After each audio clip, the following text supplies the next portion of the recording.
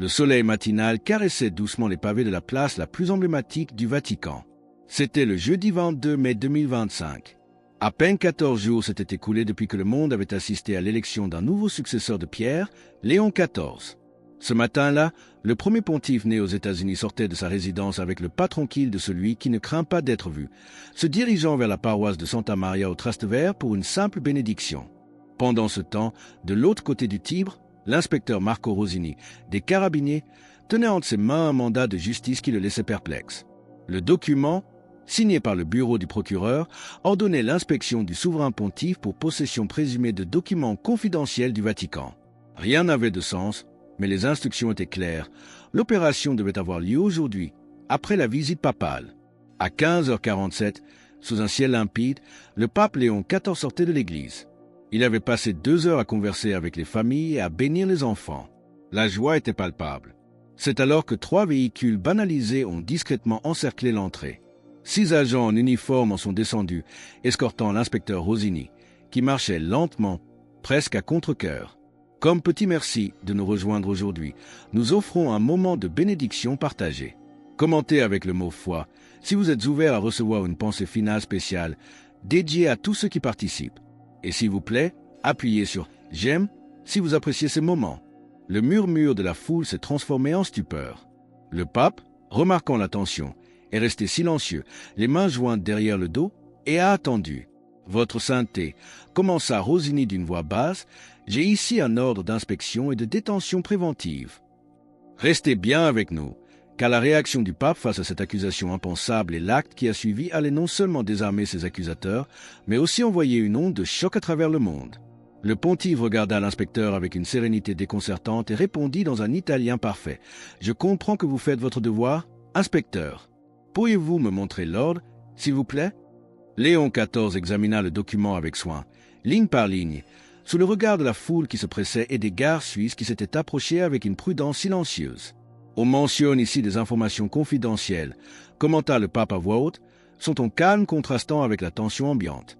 La seule chose que je porte sur moi est mon bréviaire, quelques lettres pastorales, et ceci. » Il sortit alors de sa soutane une enveloppe froissée. C'est une lettre d'une petite fille du Pérou. Elle me demande de prier pour sa grand-mère malade. Il tendit la lettre à l'inspecteur Rosini, dont le visage se mit à rougir en la lisant. La scène était suspendue dans le temps. Personne ne parlait. Personne ne savait comment réagir face à ce qui ressemblait de plus en plus à une accusation absurde. Ce calme presque mystique fut interrompu par l'arrivée de la commissaire Elena Martelli, la supérieure de Rosini. En voyant la foule, les téléphones retransmettant en direct dans le monde entier la posture sereine du pape, elle comprit que quelque chose n'allait pas. « Votre sainteté, dit-elle en tentant de reprendre le contrôle, nous pouvons poursuivre cette diligence au Vatican. » Mais Léon XIV secoua doucement la tête. « Commissaire, si vous avez une mission à accomplir, faites-la ici même, devant tout le monde. Je n'ai rien à cacher au peuple de Dieu. » Un murmure d'étonnement parcourut l'assemblée. Une femme s'écria, pleine d'émotion. « Mais c'est un saint ?» Beaucoup commencèrent à s'agenouiller sur les pavés. L'inspecteur Rosini, contenant son émotion, procéda à l'inspection. Ce qu'il trouva était profondément humain. Un bréviaire avec des notes personnelles, des lettres d'enfants, un petit flacon d'eau bénite du Jourdain et un chapelet usé par des décennies de prières. L'inspection était terminée. Il n'y avait rien. Pas de secret d'État, seulement les trésors d'un pasteur. Alors que l'inspecteur, honteux, refermait le sac, un silence encore plus profond s'installa. Tous les yeux étaient tournés vers le pape. Il avait été publiquement humilié, mais son visage ne montrait aucune trace de colère. Au contraire, il se préparait à parler, et ses paroles allaient transformer cette scène d'humiliation en une leçon inoubliable pour le monde entier. Le pape s'avança de quelques pas. Sans micro, sa voix s'éleva, claire et calme, imposant le silence. « Chers frères et sœurs, commença-t-il, ce dont vous avez été témoins aujourd'hui n'est pas une injustice, mais une opportunité. Ces officiers ont accompli leur devoir, protégeant leur nation avec intégrité. Tout comme notre Seigneur, qui s'est soumis à l'autorité humaine sans résistance, nous devons nous aussi respecter les lois de ce monde. » La foule écoutait, suspendue à ses lèvres. Un prêtre local, visiblement ému, s'approcha. « Saint-Père, c'est du jamais vu. Un pape inspecté comme un criminel. » Léon XIV lui répondit avec un doux sourire. « Père, il n'y avait jamais eu non plus de pape né à Chicago. Comme on dit chez moi, Dieu écrit droit sur des lignes courbes. Peut-être que cet épisode nous enseignera quelque chose sur la véritable vocation du service. À ce moment, une journaliste d'une chaîne internationale cria une question. « Votre Sainteté, prendrez-vous des mesures légales contre l'auteur de cette fausse dénonciation? Y aura-t-il des représailles diplomatiques ?» Tous attendaient une réponse dure, une affirmation de pouvoir. Le pape baissa la tête un instant, puis la releva, son visage serein. « Des poursuites? Mon ami, la personne qui a fait cette dénonciation a peut-être agi par peur ou par confusion. Le Christ aussi a été accusé sans raison, fouillé, interrogé et trouvé sans faute. Qui suis-je? Moi, un serviteur, pour prétendre être au-dessus de mon maître. » La commissaire Martelly était stupéfaite. Cet homme désamorçait le conflit avec un langage qu'aucune diplomatie ne pouvait égaler. Le pape poursuivit, « J'invite celui ou celle qui a fait cette dénonciation à parler avec moi. Non pour punir, mais pour dialoguer. » Les paroles du pape se sont répandues sur le monde comme une traînée de poudre, déclenchant une tempête médiatique mondiale. Les chaînes d'information parlaient de pardon pontifical et des humilités radicales. Mais pour Léon XIV, les mots seuls ne suffisaient pas. Il se préparait à accomplir un geste encore plus audacieux, un acte de réconciliation si concret et si personnel qu'il allait une fois de plus prendre tout le monde par surprise. De retour dans sa résidence simple, le pape Léon XIV prit une décision encore plus audacieuse. Il se tourna vers son secrétaire personnel, Monseigneur James Mackenzie. « James, dit-il calmement, demain matin, nous visiterons le commissariat où travaille l'inspecteur Rosini. Nous apporterons du café et des pâtisseries, mais pas n'importe lesquelles. Celle de cette pâtisserie près du Panthéon, que les gardes suisses adorent. » Mackenzie, incrédule, cligna des yeux. « Saint-Père, vous allez visiter le commissariat vous-même, après ce qui s'est passé ?» Le pape hocha la tête. « Oui, le geste sera plus puissant que n'importe quel communiqué. Nous voulons parler de réconciliation, n'est-ce pas? Alors on ne peut pas le faire depuis un balcon. Il faut marcher au milieu de ceux qui doutent de nous, montrer l'amour du Christ non par des discours, mais par la présence. » Le lendemain matin, personne au commissariat des carabiniers ne s'attendait à ce qui allait se passer. L'inspecteur Rosini prenait son café lorsqu'un sergent annonça, visiblement nerveux, « Inspecteur, le pape est à l'entrée, et il apporte le petit déjeuner. » En quelques minutes, le petit poste de police fut en émoi. Le pape Léon XIV franchit le seuil avec une simplicité désarmante, saluant chacun par son nom, posant des questions sur leur famille. Il s'assit avec eux, distribuant des croissants chauds et du café fumant. La commissaire Martelly descendit, encore en train d'ajuster son uniforme. « Sainteté, c'est totalement inattendu, » dit-elle. « Commissaire, » répondit le pape en lui tendant une pâtisserie, « hier, vos agents ont fait leur travail avec respect. Aujourd'hui, je fais le mien. Remerciez, montrez qu'il n'y a pas de ressentiment. Si vous croyez que le pardon et l'humilité sont les armes les plus puissantes pour guérir le monde, partagez « Amen » dans les commentaires ci-dessous. » Rosini s'approcha, la voix tremblante. « Votre Sainteté, je dois m'excuser pour... » Mais Léon XIV l'interrompit en posant une main sur son épaule. « Marco, tu as fait ce qu'il fallait.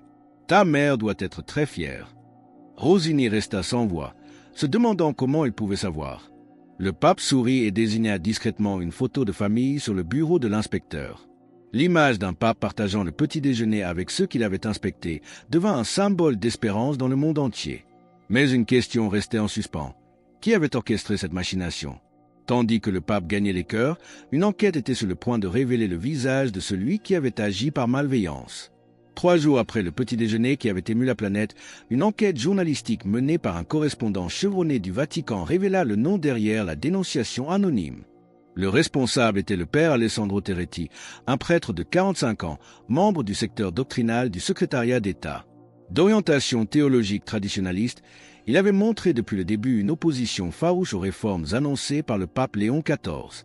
Son rejet n'était pas seulement théologique, mais profondément personnel. Il n'acceptait pas qu'un Américain ait pu accéder au trône de pierre. Lorsque la nouvelle parvint au Vatican, tout le monde s'attendait à des représailles. La suspension immédiate du père Terretti semblait certaine. Certains parlaient de son exil dans un couvent isolé, d'autres évoquaient discrètement de possibles procès canoniques. La carrière du prêtre semblait terminée. Mais le pape surprit tout le monde avec une réaction qui, une fois de plus, désarma toutes les attentes. Le soir même, il appela personnellement le prêtre. Sa voix au téléphone était calme, dénuée de toute colère. « Alessandro, j'aimerais vous voir demain. Seul à seul. Nous parlerons comme des frères. » Le lendemain, le jeune ecclésiastique entra au cœur du Vatican, le visage décomposé, certain qu'il faisait face à un destin incertain. Chaque pas dans les couloirs sacrés semblait le rapprocher de son jugement. Il s'attendait à une condamnation, à un exil, à la fin de sa vocation. Il se préparait à la justice. Mais il ne savait pas qu'il ne marchait pas vers un juge, mais vers un père, et que la rencontre qui allait suivre ne serait pas un procès, mais une leçon de miséricorde qui allait changer sa vie à jamais. Le père Terretti fut reçu non pas dans la salle du trône, mais dans une bibliothèque ancienne, entourée de la quiétude de siècles d'histoire. Le pape Léon XIV l'attendait, assis sur une simple chaise, sans aucun symbole de pouvoir. Il lui offrit une tasse de thé. Le prêtre, perplexe, le regardait. « Sainteté, balbutia-t-il, je suis prêt à accepter n'importe quel châtiment. »« Je ne suis pas ici pour punir, Alessandro, » répondit le pape. « Je suis ici pour écouter. J'ai lu vos écrits. Votre passion pour la tradition est authentique, mais la peur a obscurci votre vision. » Incapable de se contenir plus longtemps, Terretti fondit en larmes. Il parla sans filtre, exprimant sa crainte de voir la messe en latin disparaître, sa peur que la culture américaine ne défigure des siècles de liturgie et son ressentiment personnel d'avoir été ignoré malgré sa préparation. Le pape l'écouta pendant près de 2 heures, sans jamais l'interrompre. Parfois, il hochait la tête en silence. À d'autres moments, il lui servait simplement un peu plus de thé. Quand le prêtre eut fini, vidé de sa colère et de sa peur, le pape lui dit enfin « Votre amour pour l'Église est vrai, mais il a été empoisonné par la peur.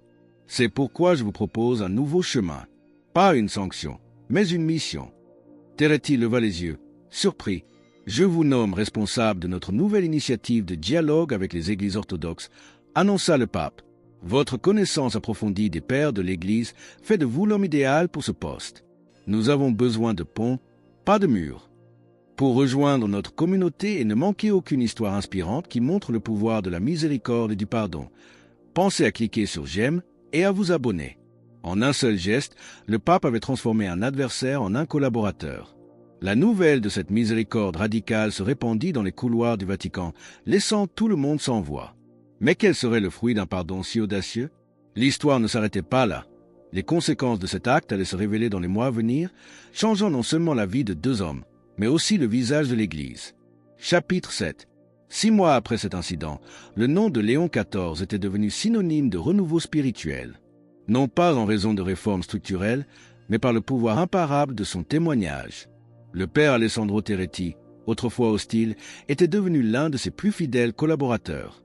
Son travail dans le dialogue interecclésial avait ouvert de nouvelles portes avec des communautés orthodoxes qui n'avaient eu aucun contact avec Rome depuis des décennies. Le pape avait transformé son zèle doctrinal en un pont pour l'unité. L'inspecteur Marco Rosini, de son côté, était retourné à la pratique active de la foi. Après des années de distance, il assistait chaque semaine à la messe avec sa famille. Ses collègues remarquaient un changement en lui. Il était plus serein, plus centré, plus humain. Mais ce que personne n'oubliait, c'était le regard du pape lorsqu'il avait dit « Tu as fait ton devoir et tu l'as fait avec honneur ». Les médias internationaux, qui cherchaient au début le scandale, avaient trouvé à la place une histoire de rédemption.